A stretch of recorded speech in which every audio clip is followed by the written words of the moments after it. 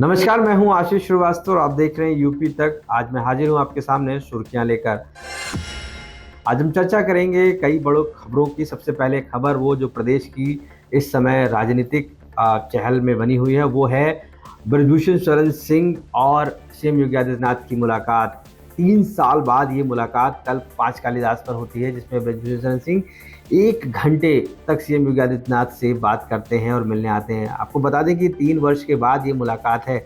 ऐसे में उनके बेटे चुनाव लड़ते हैं, वो सांसदी जिस तरीके से पूरा ये माहौल बना इधर, उसको लेकर भी काफ़ी चर्चाएं थी और कहीं ना कहीं सीएम योगी आदित्यनाथ और ब्रजभूषण शरण सिंह के बीच में एक गैप बना हुआ था। अब राजनीतिक अटकलें लगाई जा रही कि किस तरीके से, हालांकि उनसे पूछा गया तो उन्होंने बताया कि मुलाकात होती रहनी चाहिए क्योंकि वो सूबे के मुख्यमंत्री हैं। तो ऐसे में ये माना जा रहा है कि अब ब्रजभूषण शरण सिंह, जो पूर्वांचल का एक पूरा क्षेत्र माना जाता है, वो कहीं ना कहीं आने वाले चुनाव में अब एक मजबूती की डोर पे होगा और अब कहीं ना कहीं और भी चीज़ें आगे निकल कर आएंगी। तो ये काफ़ी खबर रही और राजनीतिक अटकलें भी हैं और अब देखना होगा कि आखिर इस मुलाकात के मायने और क्या निकलते हैं।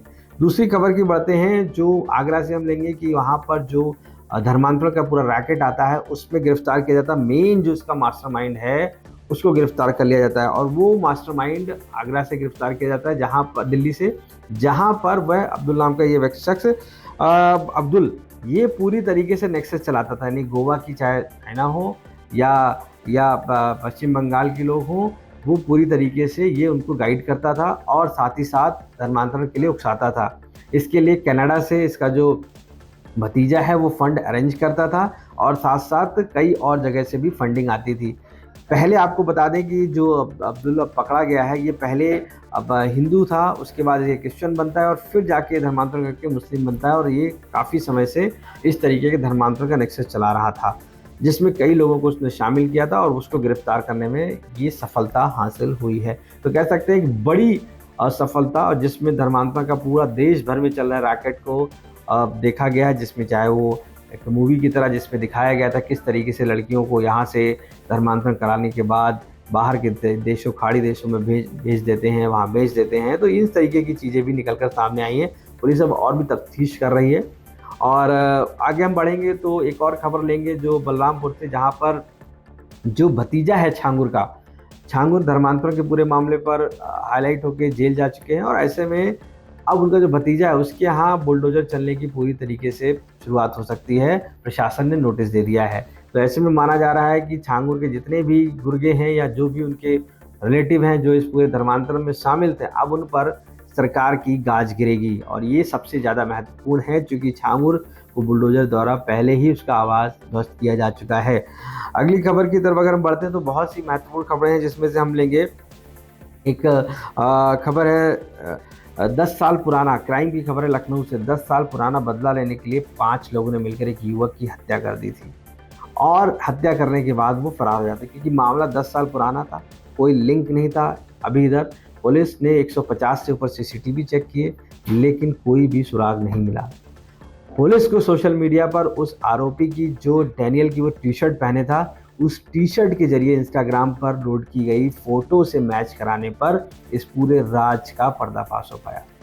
तो कहीं ना कहीं वो टी शर्ट जो है वो सबसे ज़्यादा उस पूरे जो प्रकरण के लिए ब्लूप्रिंट बनी और उसी की वजह से पुलिस ने गिरफ्तार किया। और हत्या इसलिए की थी क्योंकि उसके माँ बाप का अपमान किया था, जिसके बाद 10 वर्षों तक इंतजार करने के बाद उस नारियल वाले की हत्या कर दी थी, जिसका सीसीटीवी भी आया था हत्या करते हुए और पुलिस छानबीन कर रही थी। ये खबरें बहुत महत्वपूर्ण है। अगली खबर बढ़ते हैं जो बहुत ही महत्वपूर्ण है। सबसे ज़्यादा जिस तरीके से आगरा पुलिस पर एक आरोप लगा है कि जब वो पकड़ने जाती है घर में तो एक गर्भवती महिला होती है, वो छत से गिर जाती है और इस खींचातानी में, यानी कि वहाँ पर जब वो आगरा पुलिस घर में पहुँचती है तो आरोप लगता है कि पुलिस वालों ने उसे घर ऊपर से छत से फेंक दिया है, यानी जब पकड़ने जाती है। तो ऐसे माहौल पे कहीं ना कहीं पुलिस पर आरोप लगा है, जिसमें लेकर पुलिस वालों को निलंबित तो कर दिया गया है और साथ साथ जो वहाँ पर उनकी बहू नेहा मौजूद थी, वो गर्भवती थी और जब पुलिस पीछे के रास्ते से चढ़ती है घर में पकड़ने के लिए तो विरोध होता है और उसके बाद ऐसी चीज़ें हो जाती हैं, छत से गिर जाती है, जिसके बाद विभागीय जांच के बाद दोषी भी पाया गया। तो ये खबरें हैं जो काफ़ी महत्वपूर्ण हैं।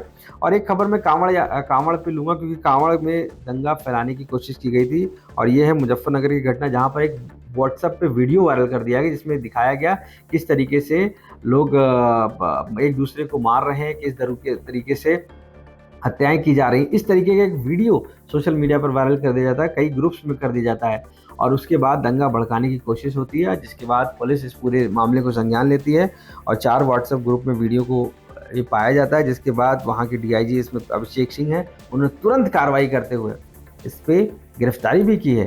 साफ तौर से ऐसे में चूंकि कांवड़ यात्रा चल रही है और दौरान दंगा भड़काने की कोशिश की जाती है, इसलिए इस तरीके की माहौल को बनाया जा रहा है। तो ये कहीं ना कहीं सबसे।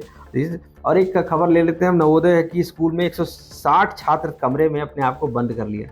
ऐसे में माना जा रहा था कि वो सभी छात्र प्रिंसिपल से परेशान थे, कईयों ने सोशल मीडिया पर और अपने आप को दिखाया कि हम जान दे देंगे। 160 छात्र थे, अपने आप को पैक्ड कर लिया और उसके बाद फाइनली वो कहीं ना कहीं प्रशासन जब इन्वॉल्व होता है तब जाके वो निकलते हैं। तो ये सभी अपने आप को एक तरीके से पैक्ड कर लेते हैं।